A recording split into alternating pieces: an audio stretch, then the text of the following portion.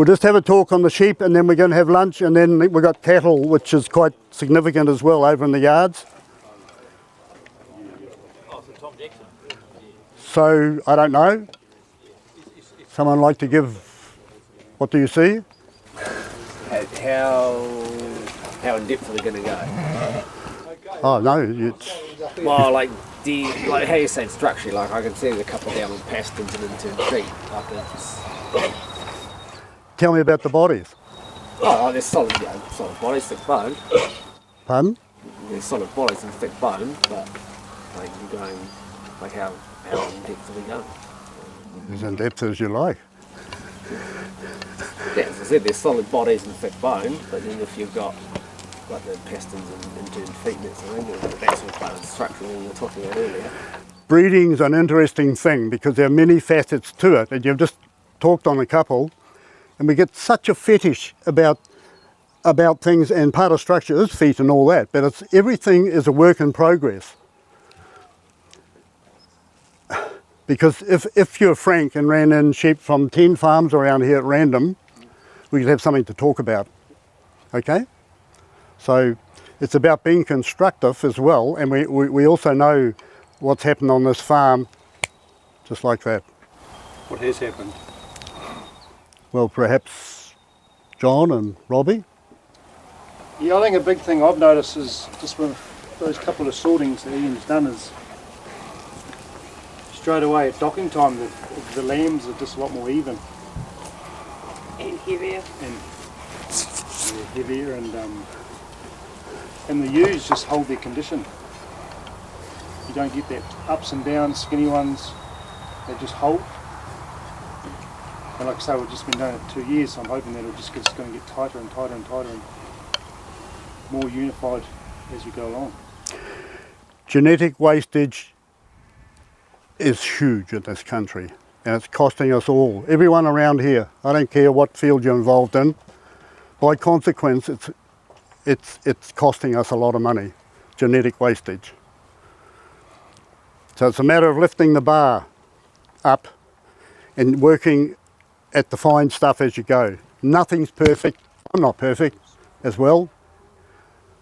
None of us are, but if we can try to be the best that we can be with what we've got, you go places.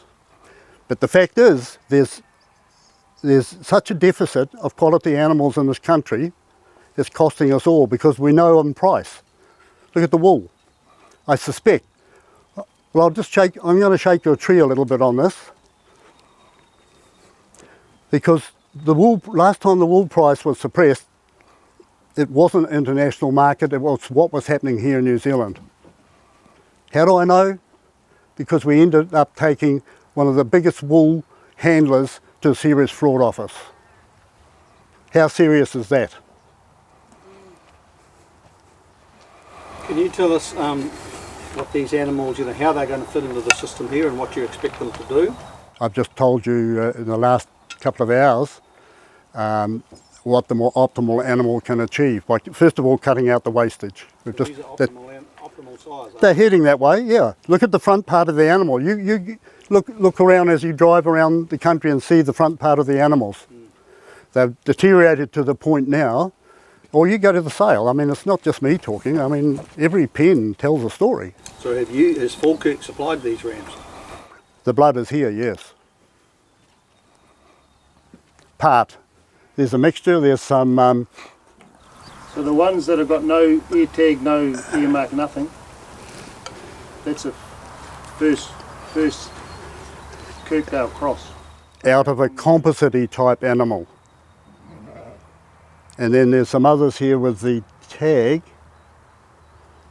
with the blue tag, which were out of a Perindale ewe from down Ohakuni. So ultimately it's trying to do what Ian said with the dairy industries, getting your ewes to last longer so you don't have to take nowhere near as many replacements through. I'm going to talk about, I'll tell you how I see it. When I look at an animal, and I can still sort lots of animals, I look at them from behind because you see the whole animal. First of all, you can quickly see their stance, their skeletal structure and their pelvic area. ease of birth is one of the biggest issues. We're going on to cattle, so that it's big in that area. How does the industry overcome difficult birth? What's the big key thing out there, the big driver, the big index? What is it?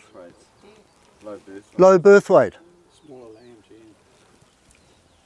And what happens with a low birth weight? You get a poorer, weaker animal. And that hit me in the head in South Africa.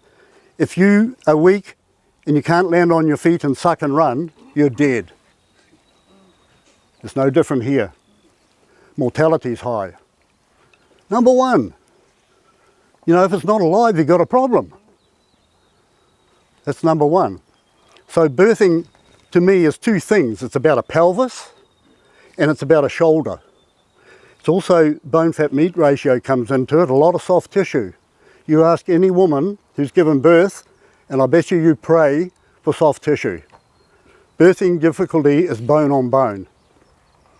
We've got animals now that are narrow, tall, long, and with a very small pelvis. To overcome that, the official said, no, have lighter birth weight. That doesn't make sense. It never has. To fix birthing difficulties, you get the biggest pelvis, and it's not on the biggest animals. You come down a frame score and you come out with your feet like that. You can only have a big pelvis if your feet are like that, not like this.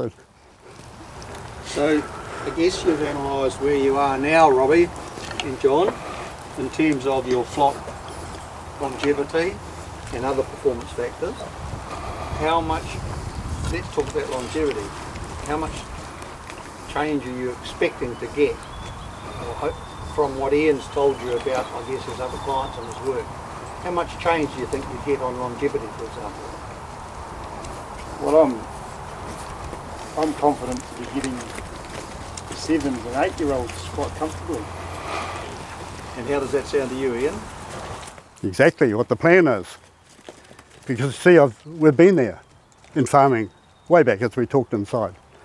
How old are And the economics of that, they're just rising 14 months or whatever. So it's about economics. To me, it's about genetics and economics, simply that, in a package. You've given us a lot of principles today, but I'm asking questions about actual examples. So, for example, how much is are some of your clients, how much longer are their ewes living now than they used to? Well, interesting, when we split up and have the A, Bs or Cs, in some cases we've got elites, so we've got elites and As and Bs, the Cs have gone. Immediately you've got actually a science trial on your farm to compare. Do you want to talk about that? Yeah, I'm getting you back there. You're talking about the principle again, which is fine. But I'm asking you, how many extra years are your clients' ewes living? I had a ewe die last year and she was 14. What about your clients? How long? The same thing, they're getting longer. 2 extra years or 3 or what? Yeah, because we are now transferring some of those 5-year-olds, and we bought some, Robbie here, you bought the 5s? You bought the 5-year-old, and another client we bought 6-year-olds, he'll get 2 more years out of them. So can you answer my question? Yeah, well I just have. Extra years do you think your clients might on average get? I've just said, I guess, 2 or 3 years. I mean, it's a progressive thing, but definitely. If a lot of sheep are not making 5 years of age, I'm just talking about we've transferred, oh no, Ben's not here today. We bought 5, 6-year-old ewes last year. He'll get 2 years out of them. So there's the answer. It's here, it's real, it's happening right now. Yeah. So, what proportion of them? I've got recorded ewes in my flock that are 8 and 9 years old. Yep, sure. Most commercial farmers don't let their sheep get that old. Why? They sell them. Why? Good question. Because here's why. I said it inside. That the next generation, as so we were taught, was meant to be superior genetically than the last. It's not all true. Because of the matriarchs are the ones you want to keep reproducing and their daughters to come back. If you're making genetic progress, on average, it's true.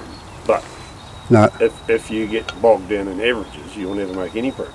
I don't talk average. I'm not an average person. I said that inside. It's not about averages at all.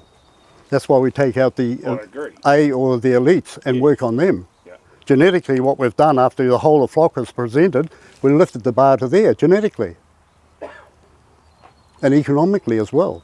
Yeah, but isn't all this kind of a lot to do with management? Like if you look in the dairy industry as well, it's exactly the same thing. So the cows all pretty much would have the same longevity capacity, but it's the way that they're actually farmed. The same as with sheep too. Like you can have ewes. You know, a lot of farmers will go and mow their ewes, and basically the animals aren't lasting because they're sort of basically grazing dirt. And you get other guys that are sort of on a sort of a pasture basis. So you know, I'd sort of say that it, you know, and kind of like with Ron, like I've got a scrappy bunch of sort of Perindale sort of cross ewes for my little block out here and the stock agent couldn't believe them a year later how they look, and those ewes sort of, you know, were lasted 8 years. Fine. You know, Fine. So but it's the management and how they graze and all that sort of thing that I think has a huge effect. And with dairy farmers in particular, because I've got a lot of dairy farmer clients, and you know, I can sort of say that sort of a lot of them aren't the reason why they're being culled is because they aren't getting a calf. I'll just tell you, it's funny you should talk about genetics and cattle and dairy industry. Hey, Alex. Went to a 50th wedding anniversary. That's the time of my life now. And I was talking to a guy there I hadn't seen for 50 years, and he doesn't work for LIC, it's another company. And he's a dairy farmer, and they have one of the best Frisian herds in the country from Maukuni, these people. And he said, there was one client, not a client at the time, he was talking to this cocky, and he said, I'm having trouble with getting in calf and da. Now these are the bulls I want. He says, oh, can I come and have a look at your herd? So I went out and had a look at the herd. He says, no, you got the wrong bulls. You should be having this bull and that bull and this bull because your structure of your cows are wrong. So he gave them the right bull, put over those cows, and in 12 months, the next generation just changed the whole herd like that. Because he said, nobody told him, all he's looking at is figures. Yeah, and that's probably one of the things like with the dairy industry. We've got Holstein Friesians, and the Holstein Friesian, when that sort of came into New Zealand, you know, all those Dutch genetics and American genetics, you know, they are kind of, you know, there is probably a genetic thing I'd sort of grant you with the Holstein things compared to say the sort of Kiwi cross and the Kiwi bred Friesians, which did last a lot longer. But those Holsteins are used to producing, you know, 30-40 litres of milk, you know, a day. And so therefore they would just kind of sort of burn out. But getting back to sort of sheep and the hill country, you know, if you look after your sheep and you nurture your sheep, I'd sort of argue that they'll last a lot longer. Well, that's true too. Then sort of push them really hard, very high stocking rates, you know, eating sort of bugger all grass, and they're grazing right down to the you know, to the dirt. So I guess what I'm saying is if we can combine the two. Yeah. The point is, what you're all saying, I don't care if it's that or that because of your good management or your land type. It's a difference between animals that are there, and there are differences. I've talked about it all day. So it's not relevant. You stick to your management if that's the best thing you want to do, but the fact that there'll be some animals that you've got will survive and produce under your management far better than the others. And that's the point. I make the point. It's too variable out there. As I said, I just covered it all today. You go to the sale yards and make a judgment. I just go past Awahuri. I've got a dairy model. It's shocking what you find in the dairy world. They can't identify up to a third of their cows. Do you know that? There's a lot of smokes and mirrors out there. I drive past their bull stations, I stop and do a Falkirk for free. They usually have their sire bulls in eighths, and they've got little rotations, so often they're beside the road. The other day they had 8 bulls. There are 3 that I reckon are suitable to give you longevity and more lactations. What's the key to a dairy farm? A cow that'll lactate a lot longer than 2.4. You agreed with me, isn't it? It should be 5, 6 and... It's ridiculous. It is. And that answers some of the question. It's on the same system. Linear prediction. Would it be a couple of quick questions? No, it's narrow-mindedness. in that selection. Yeah. They don't cull for mastitis, for a start. They don't put any selection on fertility. All they focus on, you said one trait, which is production. So in the dairy industry, I agree. Sheep industry, I don't agree. But then I'm not. I've always looked for the ram that is the best for as many traits as I can possibly get. Yeah, that's cool. But if you're going for a lot of different traits, you'll make very little progress. Bullshit. Total bullshit. This is all we want, people. Oh, I like this. Actually, I'm going to give you a printout which defines that. That's what I was told when Yep. I started out breeding, 10 years ago? Yep. If you focus on too many things, you won't make any progress. I never listened to a bloody word of that. I've always looked for the ram that was the best for as many traits as I could get, and we've got amongst the highest index sheep in the country. What number Right of across traits the are you board. looking for though? What's an example? The full range, so including things that there isn't an index for. So That's good. fertility for a start, temperament. Who said that? I did. Crucial. So I agree with a whole lot of stuff that Ian's saying, but he's frustrating me because he's just bloody generalising so much and not giving details.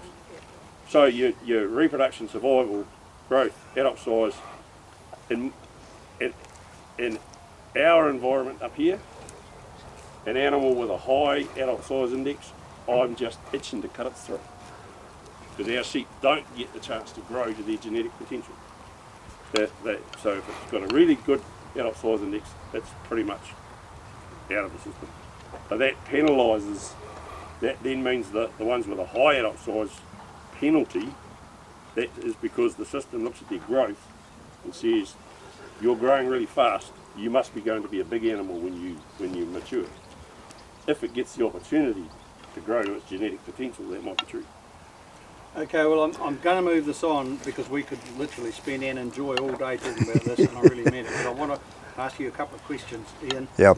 One is, it's always seemed to me that the hill country, which I pretty much deal with, the central North Island hill country from Wairarapa through to the King Country, Taupo, are more, efficiency in terms of feed conversion, average quality feed conversion. Yes. Agree. And performance and longevity. It's always seemed to me that the hill country of the central North Island and others would be the sector that would benefit most from getting a more efficient type sheep, and it's always frustrated me that we actually haven't seen what I would have expected over the last 40 years. That's my first question. Would you agree with that? Absolutely. In fact, it goes back 54 years because, that's the life. See, the interesting thing is the recording system that probably you guys are defending has had its own life for 54 years. And everything else has been blatted out except Falkirk. It's been dominant. I know all the politics, all that stuff. And we could spend 2 days here if you wanted to on all that, but that's the fact behind My it. question is that the sector that would perhaps benefit most because of its average quality feed, big paddocks and so forth? Yeah, of course, but that's where the breeding stock is. And the consequence of that is we want to finish animals at 20 months on land like this and go off to a plant, branded. So the fact is that we've taken that sort of animal and studied the others as well right through the system, I think is fairly interesting. And just coming back to traits, I mean, where is the index for longevity? There isn't one. Thank you. Prepotency? Oh, fine. There isn't one. Why? Fly strike tolerance. There isn't one. There's a whole bunch of stuff there that relies on the breeder's skill and observation. So you come back to the more optimal animal, you actually focus on a few main traits, and I'm not going to give my IP away, but the fact is, as a consequence of that, you get some outcomes that people call traits, like longevity and the like, that are vital. You get this right and you get all the pluses. So we can focus on too much. That's why we came to this part here. Okay, I'm going to ask you my final So simplify it. Can you pick a couple of rams out of there, or some rams out of there that you would, from what you know, would be probably the best rams? Well, We have compared to this mob. Yep. just look at the shoulders. There's no fault in behind the shoulder. The biggest point out there is a gooseneck and devil's grip. You know what I'm talking about? I The devil's grip is behind the shoulder and they're quite tight. You go home and look at some animals. And then the neck doesn't blend in. See the form, the muscularity on these sheep? Right through the body, nice form. Think artistic, I said in there. And it's got a flow. That's really high yielding carcasses. They're the efficient ones also that was proven in that science trial away from Falkirk and gave me the information I've known for 40 years. I said, thank you very much, because it's true. How can you extrapolate animals from animals you've never seen that they're more feed efficient? More feed efficient. Feed efficient. Yes, so there were animals in that trial that were way more feed efficient than others, but how do you know that these ones are those ones? Because I've farmed probably these sort of animals most of my life. And I see more farms in New Zealand right across the spectrum than probably most people as well. I asked that same question too, Ross. And at docking time it all comes, they just haven't lost their weight. The A's compared to the B's. Yeah, so... Because you put a different ram over the A's, is that right? For the B's? Yeah. No, you're talking about you Just the U's. You can just, because you selected the top sheep. Yeah. So That's This sort of animal is, we've told a lot about environmental impact, blah, blah, blah, blah. You've got to have horses for courses. You heard that one? With your genetics? Melbourne Cup. Yeah. But with this sort of animal, see, it doesn't wane, and that trial proves it as well, thankfully. Their windscreen wiper, we're losing weights like this, where a lot of the others go like that, windscreen wiper. And then you know the cost to get that back up to here. These animals are like this. So they're constrained, it's not their genetic ability they're constrained with, it's the fact environmental. If they go into a better environment, they've got the capabilities to do that. And that's the key. That's about the efficiency thing. You're just working here with food, and they've got the genetic makeup to do that. Or they can do that under pressure and maintain their bodies. How did I learn that? I go back to the lions again, the lioness. Interesting, you've seen it on TV. A female with 4 cubs will walk across the desert because of a huge drought. They keep walking. One drops off, she doesn't even look back. Keeps walking, 2, 3, she might end up with one. The other side, sometimes if it's really bad, they'll all drop off. Why does she do that? There's one sheep breed that taught me that, and it's a Cheviot. Why do they do that? Survival. Part of survival. If her body weight goes, she's not ready for the new season on time to ovulate and take the species on from extinction. So she maintains her body, and the Cheviot are so good. So I farmed them from day one because of that. Well, I'm sorry, but I'm going to have to wind it up there. Now, you're going to be sending me an email which I will send out to everybody. Yep. Well, we've got the cattle after lunch because that's really interesting. Oh, okay. How we've set up a herd right from scratch and the tactics behind it answer a lot of your questions here. So the big thing is it's a set of principles. So as I said, always talk about the principle. You can shift them across breed and species. You don't have to have a golden rule for this one and another one over here. That's what's happened to us. It's split us up. And we haven't lacked the understanding about those vital incomes even you're concerned about. And I'm proud to say we've addressed that